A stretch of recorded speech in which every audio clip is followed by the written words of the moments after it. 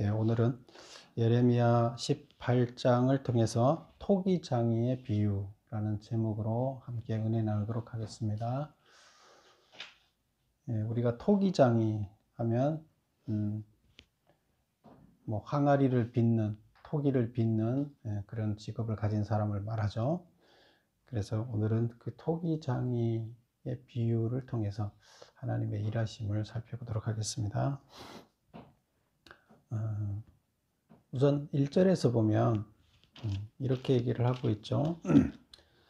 하나님께서 예레미야에게 임한 말씀에 이르시되 너는 일어나 토기장이의 집으로 내려가라. 그래서 예레미야한테 토기장이 집으로 가라고 그랬습니다. 그래서 내가 거기에서 내 말을 내게 들려주리다. 너가 거기 가면 내가 무슨 말을 들려주겠다. 그러면 거기를 가라 한 이유가 있겠죠. 그냥 얘기를 하면 전달이 잘 안 될 것 같으니까 실제로 거기 가서 보고 토기장이 집의 현장을 보면서 어떤 메시지를 전하겠다, 그런 의미가 담겨져 있는 거죠. 3절에 보면 내가 토기장이의 집으로 내려가서 본즉 그가 농로로 일을 하는데, 내가 누구예요? 예레미야죠. 거기 가라, 토기장이 집에 가라. 그래 가서 봤더니 토기장이의 집으로 내려가서 본즉 농로로, 이게 물레죠. 막 이렇게 돌리는 거 있죠. 발로 밟으면서 돌리고 이렇게 손으로 이렇게 만들죠. 그거를 우리는 물레라 그러는데 여기 농로라고 이제 번역을 해놨는데요. 농로로 일을 하는데 진흙으로 만든 그릇이 토기장이의 손에서 터짐에, 이렇게 하다가 이게 진흙이 제대로 안 됐어요. 그래서 터졌다는 것은 만들어지다 실패한 거죠. 그가 그것으로 자기의 의견에 좋은 대로 다른 그릇을 만들더라. 처음에는 A라는 형태의 그릇을 만들려고 그랬는데 하다가 안 되니까 다른 거 만들어야 되겠다. 마음을 바꿔서 다른 B라는 형태의 그릇으로 만들더라. 이런 얘기예요. 이것을 가서 보라는 거였어요. 예레미야가 가서 지금 이걸 봤어요. 봤더니 그때 이제 하나님 말씀이 임한 거예요. 그래서 1번을 한번 보면, 여호와께서 토기장이의 집에서 예레미야에게 보여준 것은 무엇인가? 진흙으로 만든 그릇이 물레를 돌리는 토기장이의 손에서 터짐에 그가 그것으로 자기의 의견대로 자기의 의견에 좋은 대로 다른 그릇을 만들더라. 그래서 만드는 것을 본 거죠. 오타가 났네요. 두 번째 문제는 뭐냐면, 토기장이의 비유를 통해서 전하고자 하는 교훈은 무엇이냐? 5절을 한번 볼까요? 여호와께서 그때 여호와의 말씀이 내게 임하니라 이르시되, 이제 예레미야한테 그 장면을 본 후에 하나님이 이제 말씀을 하시는 거죠. 너 봤냐? 그러면서 이제 말하는 거죠. 6절, 여호와의 말씀이니라 이스라엘 족속아 토기장이가 하는 것 같이 내가 능히 너희에게 행하지 못하겠느냐?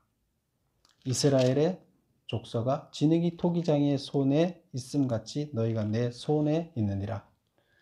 토기장이는 하나님이고 흙은 이스라엘 백성인 거죠.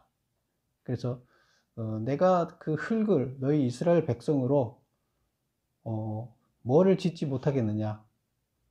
A라는 토기를 만들려고 생각했는데 잘 안 되면 B라는 토기로 내가 만들 수도 있다. 내 마음이다. 그거를 뭘로 만드는 것은 그 토기장이 마음이잖아요. 하나님이 이스라엘 백성을 A로 만들지, A라는 형태로 만들지, B라는 형태로 만들지는 하나님 마음이라는 거예요. 그러면 우리의 운명은 누구한테 달린 거예요? 하나님한테 달려 있는 거죠. 그럼 우리는 누구한테 매달려야 돼요? 내 운명을 쥐고 있는 하나님한테 우리는 매달려야 되겠죠. 그래서 그 말이에요. 여기서 보면 이제 6절에 보면 그러죠. 이스라엘 족속아 내가 능히, 이스라엘 족속아 이 토기장이가 하는 것 같이 내가 능히 너희에게 행하지 못하겠느냐? 내가 너처럼 마음대로 너를 A로 만들려고 했다가 B로 만들지 못하겠느냐? 이 얘기는 너한테 복을 주려고 했다가 화를 주는 것도 내가 가능하다. 너를 축복하려고 했다가 저주를 할 수도 있고, 너를 저주하려고 했다가 축복할 수도 있다. 그러면 그렇게 마음이 바뀌게 하려면 하나님이 아무 그게 없이 그냥 동의 없이 바뀔까요? 토기장이가 토기를 A에서 B로 바꾸는 이유가 뭘까요? 진흙이 만들다 보니까 생각대로 진흙이 재질이 안 좋아요. 그러니까 이거는 아주 고운 이 그릇을 만들기는 뭐 하니까 그냥 뚝배기로 쓸 그릇으로 만들자, 이렇게 생각한 거예요. 그러면 결국에 토기장이가 뭘로 만들지 결정하는 거는 뭐 때문이에요? 그 진흙이 재질이 좋은 진흙이냐 나쁜가에 따라서 그런 거예요. 결국에 이스라엘 백성이 좋은 영적인 상태느냐 그렇지 않느냐에 따라서 하나님은 고급 그릇을 만들 수도 있고 아주 바닥인 그릇을 만들 수도 있어요. 그쵸? 그 전에 항아리를 사러 다니다 보니까 저는 처음 알은 사실인데, 여러분 항아리가 우리나라의 그 항아리가 굉장히 유명하고 좋더라고요. 그런데 각 지역마다 항아리가 다 특색이 틀리더라고요.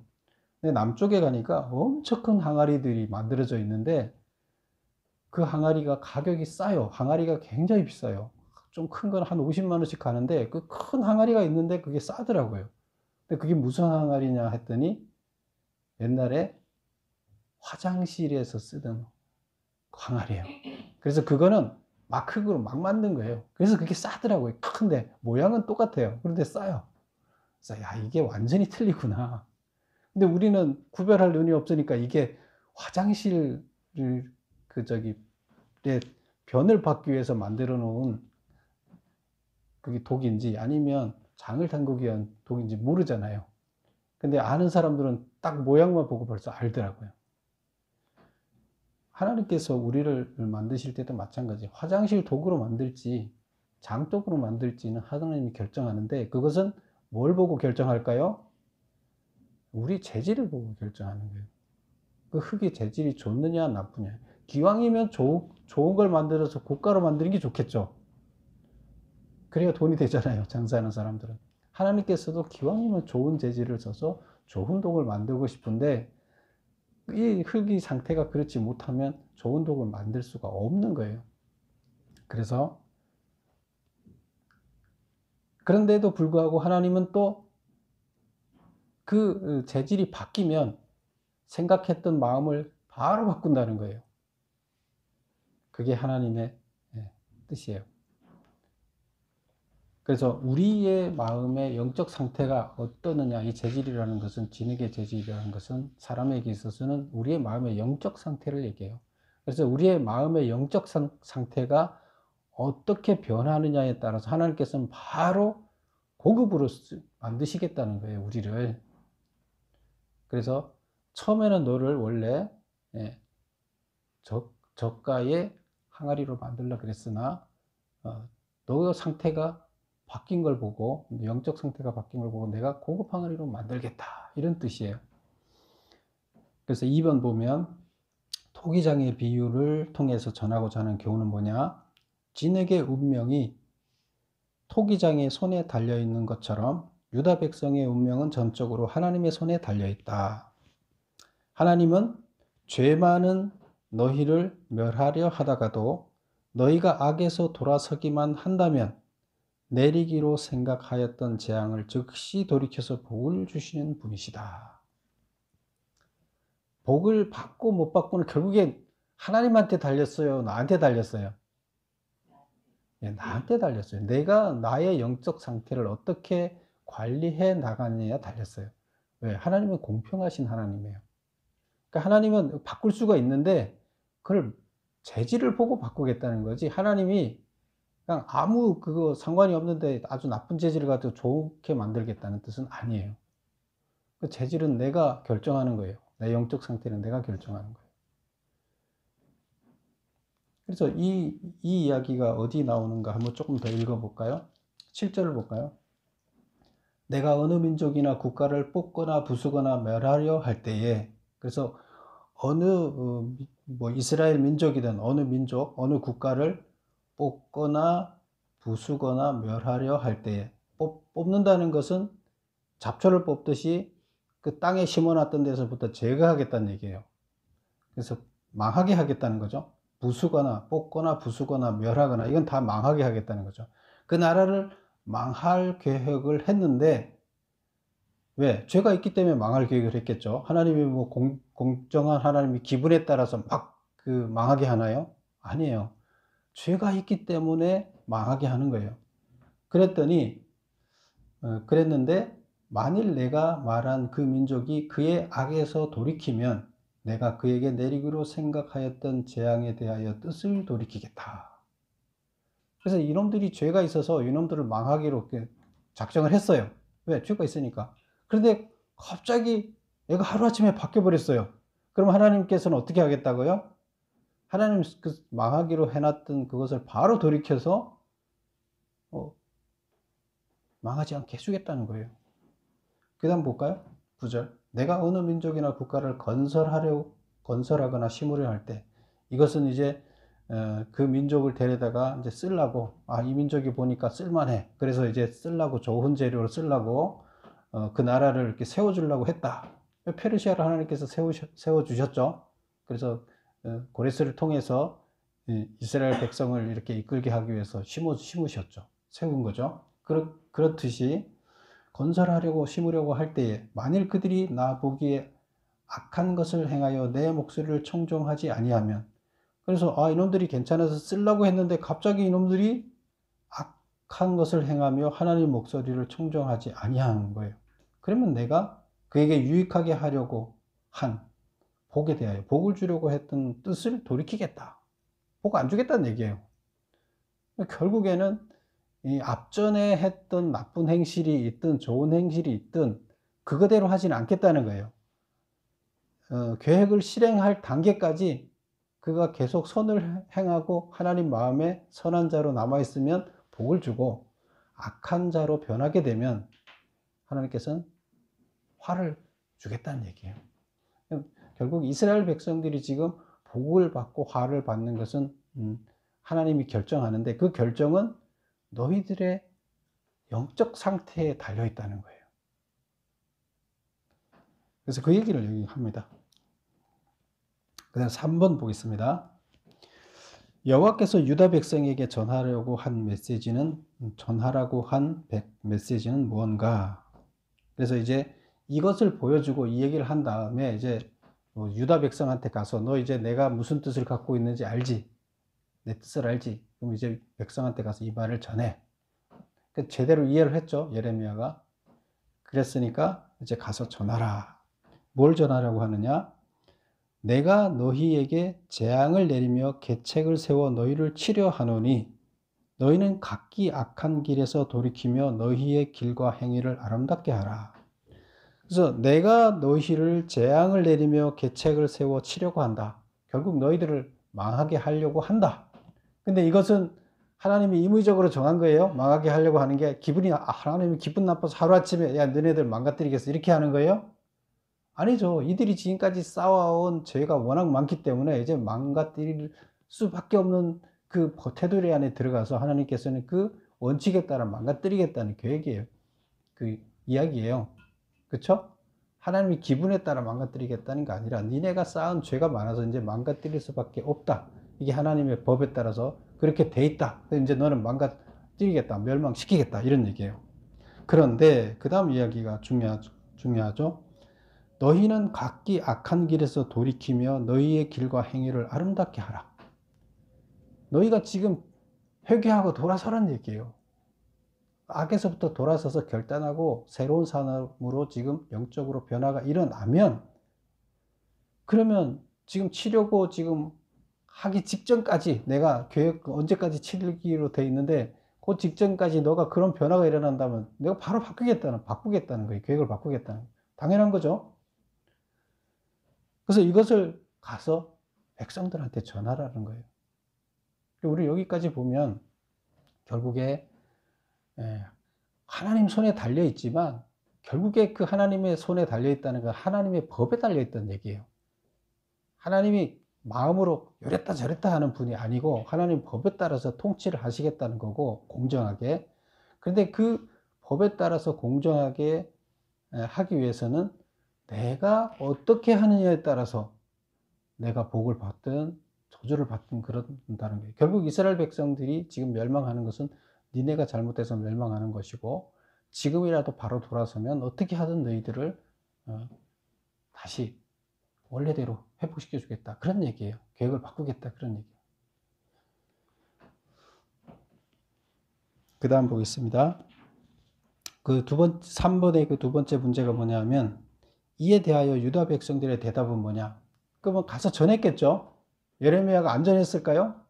하나님이 토기장이 불러서 그걸 다 이해시키고 이 메시지를 백성한테 가서 전해라 했는데 전했죠. 전했더니 백성들이 대답을 뭐라고 합니까? 자, 11절, 12절을 볼까요? 그러나 그들이 말하기를 이는 헛되니 우리가 우리의 계획대로 행하여 우리는 각기 악한 마음이 완악한 대로 행하리라. 이는 헛되다. 너가 전하는 말, 예레미야가 전하는 말, 하나님이 줬다고 하는 그 말은 거짓이라는 얘기예요.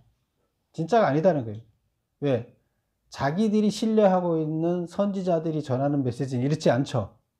그때 당시에 제사장들, 자기들이 아주 존경하고 바라보는 그때 당시 제사장들, 목사들은 어떻게 하고 있어요? 예레미야 메시지하고 전혀 반대예요. 그러니까 그 사람들 말을 듣다 보니까 예레미야 말은 거짓이라는 거예요. 나는 너네 거짓 이스라엘 백성들아, 너 예레미야 말 안 듣겠다 이거예요. 헛되다. 우리는 우리의 계획대로 행하며 우리는 각기 악한 마음이 완악한 대로 행하리라. 우리가 각기 악한 마음이 완악한 대로 행하리라. 우리 생각대로 살겠다. 요거를 이제 제가 메모해 놓은 것을 한번 읽어 보겠습니다. 2번, 3번에 2번. 우리는 각자의 계획과 생각대로 살아갈 것이다. 아무리 악하고 완고한 행동이더라도 우리에게 좋으면 그만이다. 이게 이제 현대어 성경에서 이렇게 해석을 해놓고 있어요. 뭐라고요? 아무리 악하고 완고한 행동이더라도 우리에게 좋으면 그만이다. 우리가 좋으면 그만이다. 우리라는 것은 자기 같은 편을 먹는 지도자들, 성직자들이 이게 옳다고 얘기를 하고 있고, 우리는 우리의 생각대로, 네 생각대로가 아니라, 네 메시지가 아니라 우리 편 들어있는 자들의 메시지대로 살겠다는 뜻이에요. 우리 생각대로 살겠다는 거예요. 악하면 어떠냐? 네가 악하다 그래서 그게 악하면 어떠냐? 우리 생각대로 살겠다. 우리한테 좋지 않냐 이게 더. 그러면 그만이잖아요. 그럼 이거 하나님 섬기는 거예요? 하나님 섬기는 게 아니죠. 자기들의 자신의 욕심에 충실히 따르는 삶이죠. 그런데 그것을 동조해주는 성직자가 있기 때문에, 제사장들이 있기 때문에 자기들은 당당하게 그걸 옳다 생각하고 떳떳하게 살아가는 거죠. 그래서 계속 그게 아니라고 메시지를 전하는데 안 받아들이는 거죠. 4번을 보겠습니다. 하나님은 유다 백성의 대답을 듣고 매우 어이없어 하셨다. 그쵸? 가서 메시지를 전하라 그랬다고, 이 하나님이 전하라는 메시지는 뭐예요? 너희들 지금 죽는데 내가 살려줄 테니까 좀 제발 좀 끌려가지 말고, 멸망해서 끌려가지 말고 지금 회개하고 돌아서 그 얘기를 전하라고 했는데, 아니야, 우리는 안 돌아설 거야. 하나님이 어이가 없는 거예요. 어이없이 하셨다. 그들의 대답을 어떻게 평가하고 있는가? 1번. 이스라엘의 대답은 심히 가증한 짓이다. 그들의 대답은 레바논 산에 있는 만년설이 다 녹아내려서 바위가 드러나는 것처럼, 유브라데 강물이 말라서 바닥을 드러내는 것처럼 일어날 수 없는 일이 일어난 이례적인 일이다. 유브라데 강이 굉장히 거기 물이 많은 지역이잖아요. 그래서 항상 홍수가 범람하고, 거기는 물이 마를 수가 없어요. 물이 마를 수가 없는데, 그게 물이 마른다는 건 말이 안 되는 거예요. 그리고 만년설이 쌓여 있는 그 설산에 눈이 수천 년 동안 온 눈이 쌓여 있는데 그것이 녹아서 내린다는 것은 말이 안 돼서 바닥에 들어간다는 것은 있을 수 없는 일이에요. 그때 당시에는. 뭐 지금은 뭐 기온이 바뀌었으니까 가능할 수도 있겠지만 그때 당시에는 이게 말이 안 되는 거예요. 근데 그런 이례적인 일이 일어난 것이라는 거예요. 이들이 한 행동은 하나님이 살려주겠다고 어떻게 하든 살려주겠다고 하는데 전혀 말을 안 듣겠다는 이 말은 하나님이 누구예요? 그들을 구원해낸 자들이잖아요. 그런데 그리고 하나님의 종으로 살겠다고 약속한 자들인데 하나님 말을 전혀 안 듣겠다고 이렇게 하니까 이게 하나님 봤을 때 이게 어떤 일이라고요? 예, 말도 안 되는 소리다. 아주 이례적인 그래서 가증한 짓이다 이렇게 얘기를 하고 있습니다. 그 다음에 거기 두 번째 4번의 두 번째 질문이 뭐죠? 그리고 그들이 한 대답은 어떤 의미를 담고 있는가? 그들이 뭐예요? 우리는 우리 마음대로 살겠다. 예레미야 말 안 따르겠다. 근데 그게 어떤 의미를 갖고 있느냐? 2번. 그들의 대답은 하나님을 버리고 허무한 것을 섬기겠다는 뜻이다. 우상을 섬기겠다는 뜻이다. 스스로 탄탄대로를 버리고 가시밭길로 들어서겠다는 뜻이며 그들의 땅을 두려움과 웃음거리로 만들겠다는 뜻이다. 스스로 불구덩이로 뛰어드는 것이라는 거예요. 스스로 가시밭길로 뛰어드는 거고 스스로 죽음의 길을 택하는 거예요. 얼마나 어리석냐는 거죠. 그 다음에 4번의 세 번째 질문은 그리고 여호와께서 이들을 향해 선포한 심판의 내용은 뭐냐? 3번 내가 그들의 원수 앞에서 흩어버리기를 동풍으로 함같이 할 것이며 그들의 재난의 날에는 내가 그들에게 등을 보이고 얼굴을 보이지 아니하리라. 동쪽에서 바람이 불어와서 우리 추수하고 났을 때 그 겨를 날리는 것처럼 달고 갔을 때 바람이 불어오면 싹 날아 없어지잖아요. 그렇게 이스라엘 백성을 이 가나안 땅에서 다 날려버리겠다는 뜻이에요. 그리고 그렇게 날려버리는 재난의 날에는 하나님께서 그들이 기도해도 들은 채도 안 하겠다. 쳐다보지도 않겠다. 딱 등 돌리고 서서 모른 채 하겠다는 거예요. 왜? 그게 하나님의 법이니까. 자기 자식이지만 지금 그들을 살리기 위해서는 용광로에 집어넣는 일인데 그것을 자기가 막으면 안 되잖아요. 그렇게 하겠다는 거예요. 5번을 보겠습니다. 유다 백성들은 심판을 전하는 예레미야를 죽이고자 꾀를 내었다. 이들이 세운 꾀는 무엇인가? 이들이 예레미야를 죽여도 아쉬울 게 없다고 생각한 이유는 무엇인가? 18절을 한번 볼까요? 그들이 누구예요? 이스라엘 백성들이 말하기를 오라 우리가 꾀를 내어 예레미야를 치자. 예레미야를 죽이자는 거예요. 근데 꾀를 내서 이거는 계책을 세워서 음모를 꾸며서 예레미야를 죽이자 이런 얘기인데 제사장에게서 율법이 지혜로운 자에게서 계략이 선지자에게서 말씀이 끊어지지 아니할 것이니 지금 자기네들은 아쉬울 게 없다는 거예요. 왜? 자기들이 모시고 있는 제사장한테서 율법을 배우고 또 자기들이 모시고 있는 지도자들한테서 지혜를 배우고 또 자기들이 모시고 있는 하나님 봤을 때 가짜 선지자한테서 말씀이 끊어지지 않고 나온다는 거예요. 그러니까 자기들 하나님 말씀 잘 듣고 잘 살고 있는데 아쉬울 게 없다 이거예요. 예레미야 죽여도 괜찮다는 거예요. 그러면서 오라 우리가 혀로 그를 치고 그의 어떤 말에도 주의하지 말자. 혀로 그를 치자는 얘기는 뭐예요? 말로 그를 올무를 엮어서 입으로 그를 올무를 엮어서 결국에 얽어매자는 거예요. 예레미야가 말을 하잖아요. 그러면 자기네가 그의 말을 꼬투리 잡아서 자기네 입으로 그들을 묶자는 거예요. 결국에 예레미야가 하는 말을 꼬투리 잡아서 그를 죽이자는 얘기예요. 이 계획이 그거예요. 예레미야는 계속 메시지를 전하는 사람이니까 그 메시지를 꼬투리 잡아서 그를 죽이자 이 얘기예요. 이게 이제 우리가 혀로 그를 치고 그의 어떤 말에도 주의하지 말자. 그의 말은 절대 듣지 말자. 그런 얘기. 꼬투리만 잡자. 그 말을 가지고. 그래서 죽이자. 이런 뜻입니다. 그래서 5번 답을 보겠습니다.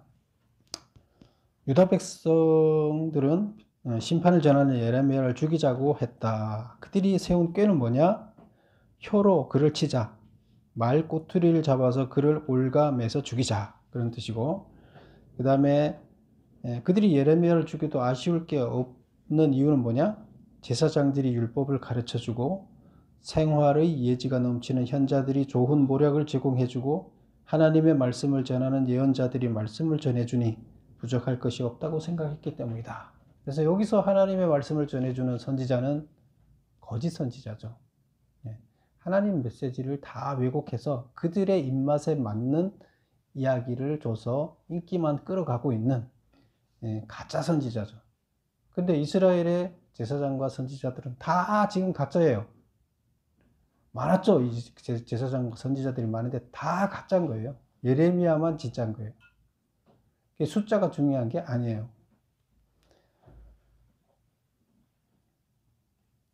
6번 보겠습니다. 예레미야는 유다 백성들이 자신을 죽이려는 음모를 하나님께 고하며 억울함을 호소하였다. 그 내용은 무엇인가? 19절을 한번 볼까요? 19절. 여호와여 나를 돌아보사 나와 더불어 다투는 그들의 목소리를 들어보소서. 그래서 나 좀 봐주십시오. 하나님한테 이제 기도하는 거죠. 나를 죽이려고 하는 그들의 목소리를 좀 들어주십시오. 20절. 어찌 악으로 손을 갚으리까마는 그들이 나의 생명을 해하려고 구덩이를 팠나이다. 이 구덩이를 팠다는 거 뭐예요? 그 예레미야를 죽여서 그 시체를 묻으려고 이미 구덩이를 팠다는 거예요. 내가 주의 분노를 그들에게 돌이키려고 하고 주의 앞에서 서서 그들을 위하여 유익한 말을 한 것을 기억하옵소서. 지금 예레미야를 죽이려고 하는 이유가 뭐예요? 내가 주의 분노를 그들에게 돌이키려 하고, 하나님이 지금 이스라엘 백성한테 분노하고 있잖아요. 뭐 때문에? 계속 나쁜 짓을 하니까 분노하고 있는 거예요. 근데 그 분노를 어떻게 하든 누그러뜨려서 백성들한테 안 돌아가게 하려고 지금 노력하고 있잖아요. 예레미야가. 지금 백성들을 살려내고자 지금 열심히 노력하고 있는데 하나님의 분노가 그들에게 임하지 않도록 메시지를 들어서 변화되게 하려고 어떻게 하든 해보려고 하는데 그들은 자기를 죽이려고 한다는 거예요. 그럼 이게 뭐예요? 자기 선을 악으로 갚으려 하는 놈들이라는 거예요. 그쵸? 저놈들이 내가 자기들을 살리려고 하는 이 선을 악으로 갚으려고 하는 놈들입니다. 나를 지금 묻으려고 벌써 땅을 파놨습니다.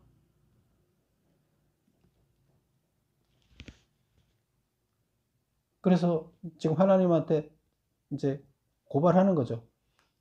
저놈들이 지금 이렇게 하고 있습니다. 전 어떻게 해야 됩니까? 5번, 답을 6번의 답을 보겠습니다. 억울함을 호소하고 있다. 그 내용은 뭐냐? 선을 행하고도 악한 보복을 받아서야 되겠습니까? 내가 이렇게 선을 행했는데 저들한테 악한 보복을 당하면 되겠습니까? 나는 그들을 위하여 주께 분노를 거두어 달라고 호소하였으나 그들은 오히려 제 목숨을 노리면서 이미 제 시체를 묻을 구덩이를 파놓았습니다. 그래서 하나님한테 이렇게 이제 호소를 하는 거예요. 7번. 백성들을 위하여 중보 기도를 아끼지 않았던 예레미야가 반대로 철저한 심판을 요구하는 것을 어떻게 해석해야 하는가? 21절부터 이제 그 23절까지 나오는 얘기는 저놈들 죽여주십시오. 그 얘기예요. 이제 볼까요? 21절. 그러하온즉 그들의 자녀를 기근에 내어 주시어 그들을 칼의 세력에 넘기며 그들의 아내들은 자녀를 잃고 과부가 되며 그 장정은 죽음을 당하며 그 청년은 전장에서 칼을 맞게 하시며 다 나가서 죽게 만드십시오. 다 죽여주십시오. 그런 얘기잖아요. 재앙을 내려서 저들 다 죽여주세요. 22절. 주께서 군대로 갑자기 그들에게 이르게 하사 그들의 집에서 부르짖음이 들리게 하옵소서. 그들 군대가 와서 그들을 다 작살내 주십시오. 이는 그들이 나를 잡으려고 구덩이를 파고 내 발을 빠뜨리려고 올무를 놓았음이니이다. 여호와여, 그들이 나를 죽이려 하는 계략을 주께서 다 아시오니 그 악을 사하지 마옵소서. 용서하지 마십소서. 저놈들 그들의 죄를 주의 목전에서 지우지 마시고 그들을 주 앞에서 넘어지게 하시되 주께서 노하시는 때에 이같이 그들에게 행하옵소서. 저들을 다 죽여주십시오. 나를 죽이려고 하는 저놈들 똑같이 지금 지네 계획한 대로 다 죽게 해주세요. 하나님 원래 그 계획했던 대로 그대로 집행해 주세요. 그 얘기예요. 이걸 우리는 어떻게 해석해야 돼요? 이 기도를. 이 예레미야가 갑자기 자기한테 하는 걸 보고 마음이 바뀌어갖고 이제 저놈들을 중보 기도를 하다가 갑자기 이 저주의 기도를 지금 하고 있구나. 뭐 이렇게 우리는 이제 보여지는 거죠. 어떻게 생각해요, 여러분들은? 메모를 보겠습니다. 문자적으로 이해하지 말아야 된다. 백성들로부터 당한 상심을 하나님께 하소연하고 치유받는 과정으로 보아야 할 것이다. 그래서 얼마나 지금 이게 맺힌 한이 많죠. 많은데 그것을 저놈들 죽여주십시오 하고 기도하는 예레미야로 보는 게 아니라 그런 심정으로 기도한 건 아니라는 거예요. 그런데 이 기도는 하나님 앞에 단둘이 앉았을 때 자기 지금 마음에 이 상처받은 그것을 하나님한테 털어놓는 거예요. 지금 나 죽이려고 하는데 나 왜 지켜주지도 않고 지금 나는 죽을 상황에 있는데 저놈들 죽여주세요 하고 이제 하소연하는 거죠. 그리고 다 털어놓고 나서 하나님이 여기 응답하는 게 있나요? 하나님 아무 대답도 안 해요. 아무 소리 안 해요. 하나님이 그 심정을 알까요, 모를까요? 알아요. 그래서 그래, 너 하소연해, 들어줄게. 너 힘들지 알아. 내가 네 심정 다 알아. 그리고 네가 그들을 죽이려고 하는 게 아니라는 거 다 알아. 그러니까 네 있는 거 다 쏟아놔. 내가 들어줄게. 그리고 너 마음이 풀리면 됐어. 그러니까 하나님께서는 그냥 들어주신 거예요. 응답을 받으려고 기도한 것도 아니고 또 하나님이 그래서 응답한 것도 아니고 하나님 응답 안 하시잖아요. 이걸 내용을 보면 우리는 알 수 있는 거죠. 그래서 그의 상심한 심령을 스스로 하나님한테 호소하고 회복하는 이런 과정이다. 근데 이것을 문자적으로 나쁜 놈 죽여주세요 하고 기도한 걸로 마음이 바뀐 걸로 보면 안 된다. 다음에도 계속 또 똑같은 상황이 계속 나오는데요. 이것은 항상 나와요. 예레미야는 항상 징징대요. 마지막에 가서 일을 할 거 다 하고 마지막에 가서 하나님한테 해요. 근데 그것은 좋은 모습은 스스로 징징 안 대고 그냥 다 깨끗하게 해결하면 좋겠죠. 근데 자기가 그 마음의 상처를 이기지 못하면 어떻게 돼요? 하나님한테라도 그렇게 해서 상심을 회복해야 된다는 거예요. 상한 마음을. 근데 하나님은 그걸 다 이해하신다는 거예요. 이해하시고 들어주시는 거예요. 안 하면 더 좋겠죠. 그런데 내가 회복될 수 없으면 하나님께라도 해야죠. 해서 회복해야죠. 그래서 이것을 문자적으로 해석할 것이 아니다. 회복받는 과정이다. 누구한테 가서 치료를 하겠어요? 누구한테 얘기를 하고 누구한테 이게 지금 마음의 응어리를 내놓겠어요? 누가 들어줘요? 가족도 죽이려 하고 친척도 다 죽이려 하고 아무도 자기 말 들어주지 않는데. 그래서 하나님은 조용히 들어주시면서 아무 대답 없이 그냥 두들겨주는 이런 모습이 아닐까 이렇게 볼 수가 있습니다. 그래서 오늘 토기장의 비유는 무슨 말이냐, 이 말을 통해서 뭘 얘기하려고 하느냐, 우리가 삶에 있어서 하나님의 법이 정해져 있는데 토기장에도 법이 있는 거죠. 근데 기왕이면 토기장에는 좋은 그릇을 많이 만들어내려고 한다. 그런데 재질이 안 되면 좋은 그릇을 만들려고 하다가 저급의 그릇으로 바꿀 수밖에 없다. 하나님은 우리를 다 훌륭한 자로 키우려고 하나 안 됐을 때는 그냥 어떻게 할 수가 없다. 하나님 법이 그렇다. 그런데 계획이 이렇게 징계를 받게 멸망시키게 돼 있다가도 하나님이 자비를 베푸는 건 뭐냐면 마음의 변화가 있는 현상이 나타나면 기간을 연장하든 징계를 기간을 연장하든 어떻게 해든 회복시키려고 노력하시는 하나님이다. 그래서 그것은 하나님의 고난이기 때문에 그 법 집행을 조금 늦춰서 마음을 회개할 수 있다 그러면 하나님은 기다려준다. 그러니까 너가 어떻게 하든 바뀌어서 이것을 회개해서 돌아서서 하나님의 징계를 안 받고 변화돼서 좋은 질그릇으로 만들어져야 되지 않겠느냐. 근데 이스라엘 백성이 그렇게 했어요? 결국 대답은 아니잖아요. 안 했어요. 못 했어요. 우리가 사는 삶의 현장에서 우리가 그렇게 하고 살아갈 것 같은가요? 수없이 하나님은 우리의 양심을 통해서 우리한테 너 지금 예레미야의 음성을 들려주고 있죠. 근데 우리는 뭐라고 대답하고 있어요? 아이, 이스라엘 백성하고 똑같지. 아이, 내 좋은 대로 살면 그만이지. 왜 자꾸 나를 괴롭힙니까? 힘들어요, 하나님. 나 힘든데 왜 자꾸 이렇게 힘들게 살라 그래요? 난 내 좋은 대로 살래요. 오늘 우리 그러고 있잖아요. 이스라엘 백성이 나쁜 자들이 아니라 내가 똑같은 이스라엘 백성과 똑같은 삶을 살고 있는 나를 지금 이 예레미야서를 통해서 우리는 볼 수가 있는 거죠.